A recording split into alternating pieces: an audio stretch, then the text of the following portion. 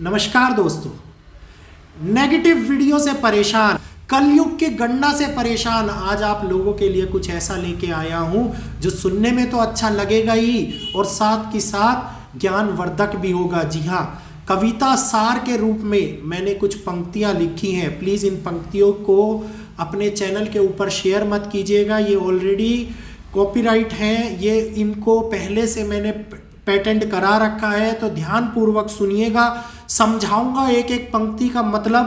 पहले कविता को सुनिए और कविता का मजा लीजिए। काल गणना करे भ्रमित जिस युग की, काल गणना करे भ्रमित जिस युग की, लोग पाखंड का सहारा लेते हैं। युगों में भयंकर है रूप जिसका, वह कलयुग कहलाता है।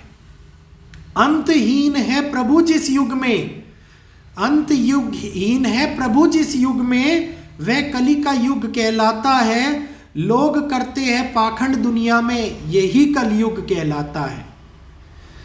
कलयुग की इस नगरी में तू जिसे बचाना चाहता है, कली की प्रभु के सामने ये वार्तालाप हो रही है और कली प्रभु से कुछ वचनों के कुछ पंक्तियों के माध्यम से बात कर रहा है। कह रहा है कलयुग की इस नगरी में मनुष्य के लिए तू जिसको बचाना चाहता है, मैं उनके मन पे राज करूं।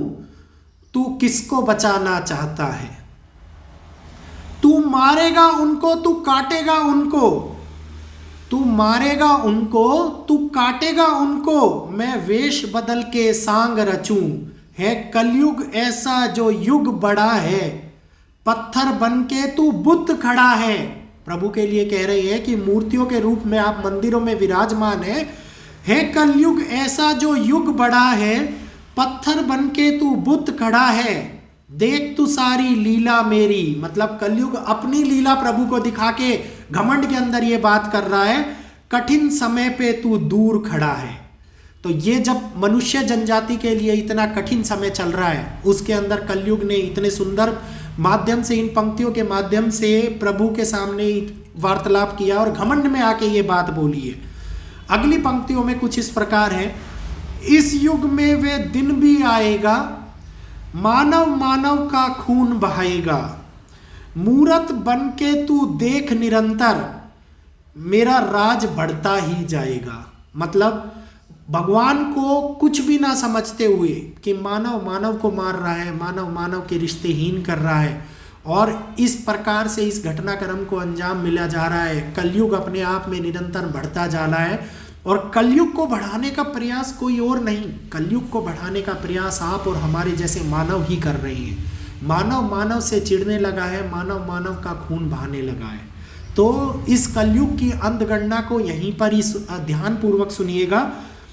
अंत ना होगा पापों का कहीं, अंत ना होगा पापों का कहीं, माया मेरी भयंकर है।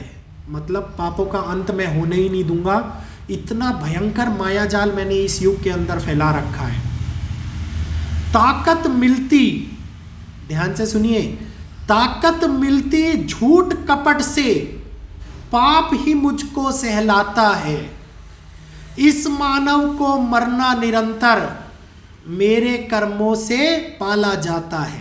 मतलब कली ने मनुष्य को अपने इस प्रकार से अपने माया के जाल में फंसा लिया है कि वो मनुष्य से जो कराना चाह रहा है वो निरंतर कराता जा रहा है। ऐसे प्रयास हो रहे हैं, ऐसे फल मिल रहे हैं, ऐसी मानवता हो रही है जिसमें झूठ कपट और पाप बढ़ता जा रहा है। झूठ कपट और पाप के बढ़ने के कारण कलयुग का समय, कलयुग की ताकत लगातार बढ़ती जा रही है और इस बढ़ती हुई ताकत के अंदर कलयुग अपने आप को और भी ज़्यादा घमंड से युक्त, और भी ज़्यादा अपने आप को सर्वशक्तिमान भगवान से ऊपर समझने लग गया है। अगली पंक्तियों में सुनिए क्या कहता है। कहता है तू अपना भक्त प्रेम से, कहता जिसको तू अपना भक्त प्रेम से, आज पाप वही करता है। मतलब मनुष्य के लिए कह रहे हैं कि जो मनुष्य को तू अपना भक्त कहता है, जिसको तू अपना मानता है, अपने को दिल से उसको पहचानता है, उसकी बातों के ऊपर तू प्रभु स्वयं धरा पर आ जाते हैं, आज पाप वही इस जमीन पर कर रहा है। अपना घर बार दूर छोड़ के तेरे मंदिरों को ठग रहा है।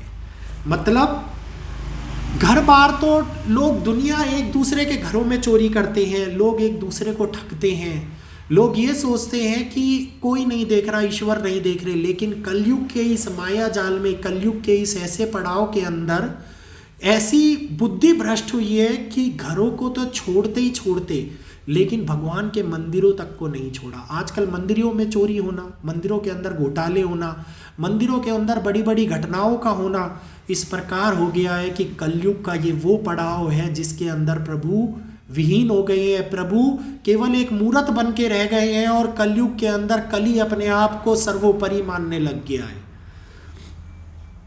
मुझे मार के कुछ ना होगा। जब प्रभु गुस्से में आ गए इन पंक्तियों को सुनकर और गुस्से में आके खड़े हुए और उन्होंने सुदर्शन चक्र हाथ में उठा लिया और सुदर्शन चक्र हाथ में उठा के बोले कि तू इतनी बड़ी बड़ी बातें कर रहा है, तेरा अंत तो मैं कुछ सेकंडों में अभी कर सकता हूं, कुछ पलों के अंदर कर सकता हूं। तो वो घुटनों पर बैठ गया कली और घुटनों पर बैठ के उसने प्रभु से ये बात कही, मुझे मार कर कुछ ना होगा, अंश मेरा तो पल रहा है। ध्यान से सुनिएगा, बहुत ही इंपॉर्टेंट आखिरी लाइनें हैं। मुझे मार कर कुछ ना होगा, अंश मेरा तो पल रहा है, तेरे प्यारे मानव के मन में राज मेरा ही तो चल रहा है। मतलब उसने प्रभु से ये कहा कि तुम सुदर्शन चक्र उठा लिया तुमने, तुम मेरा अंत करना चाह रहे हो, मेरा अंत तो किस प्रकार से करोगे।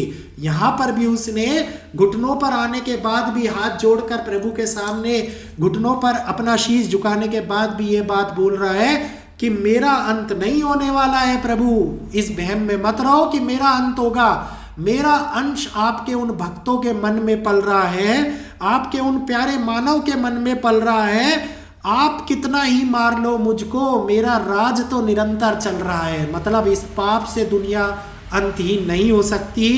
कलयुग की इन कुछ पंक्तियों के माध्यम से मैंने आपको कलयुग के उस बारे में बताया कि कली किस प्रकार से अपने आप को घमंडी सर्वोपरि समझने लग गया है, किस प्रकार से अपने आप को सब सर्वशक्तिमान समझने लग गया है। भगवान ने जब सुदर्शन चक्र उठा लिया और उसको मारने का प्रयास किया, उसको मारने के प्रयास के बावजूद भी वो अपने आप को एक बात कह के चला गया कि मुझे मारने से कुछ नहीं होगा, मैं तो मानव के मन में पल रहा हूं। तो मेरे भाइयों, अगर इन पंक्तियों से थोड़ी सी भी समझ मिली हो, थोड़ा सा भी ज्ञान मिला हो, तो दोस्तों कली यहां पर पल रहा है, कली यहां पर पल रहा है। इस कली को समाप्त करने के लिए यहां से और यहां से शुद्ध होना पड़ेगा। केवल कल्कि को पुकारने से कुछ नहीं होगा, हमें कली को अपने मन से निकालना होगा। मनुष्य से बड़ा राक्षस आज इस दुनिया में कोई भी नहीं है। ये पंक्तियां मैंने इसलिए लिखी क्योंकि मैं ये बातें आप लोगों को, आप निरंतर एक बात कहते थे कि नेगेटिव वीडियोस बनाते हो, नेगेटिव वीडियोस बनाते हो, तो नेगेटिविटी तो कहीं भी नहीं है, नेगेटिविटी तो हमारे मन में पल रही है। जिस दिन हम उस नेगेटिविटी को ख़त्म कर देंगे ना, हमारे को दुनिया पॉजिटिव नज़र आने लगेगी, दुनिया अच्छी नज़र आने लगेगी। तो आज की ये कविता अगर आप लोगों को अच्छी लगी हो, मेरे द्वारा जो ये लिखित कविता है अगर आपको अच्छी लगी हो, तो प्लीज़ इस कविता को ज़्यादा से ज़्यादा शेयर कीजिए, ज़्यादा से ज़्यादा लोगों तक पहुँचाइए। आज के लिए बहुत बहुत धन्यवाद। जय श्री कृष्णा, जय जगन्नाथ। जय श्री कृष्णा। किसी भी प्रकार की पारिवारिक परेशानियों का हल, हो रही जीवन में अनचाही घटनाएं, तरक्की का ना मिलना, शादी का ना होना, अगर आप लोग ग्रह नक्षत्रों की स्थिति को कुंडली के माध्यम से दिखाकर अपने बारे में जानना चाहते हैं तो भारतीय एस्ट्रोलॉजी के ऊपर दिए गए नंबरों के ऊपर संपर्क करें। अपनी डेट ऑफ बर्थ, टाइम, जन्म का स्थान और जन्म का समय दिए गए व्हाट्सएप नंबर के ऊपर व्हाट्सएप करके अपना अपॉइंटमेंट बुक करा। जीवन में कई बार ऐसी परेशानियां आती है जिनका हमको चाह कर भी इलाज नहीं मिल पाता। वैदिक एस्ट्रोलॉजी के माध्यम से ग्रहों की रेमेडीज़ को बताकर आप अपने जीवन को सुखमय व्यतीत कर सकते हैं और जीवन में हो रही अनचाही घटनाओं से मुक्ति पा सकते हैं। जो भी लोग संपर्क करना चाहते हैं इसी व्हाट्सएप नंबर के ऊपर अपॉइंटमेंट बुक करें। जय श्री कृष्ण।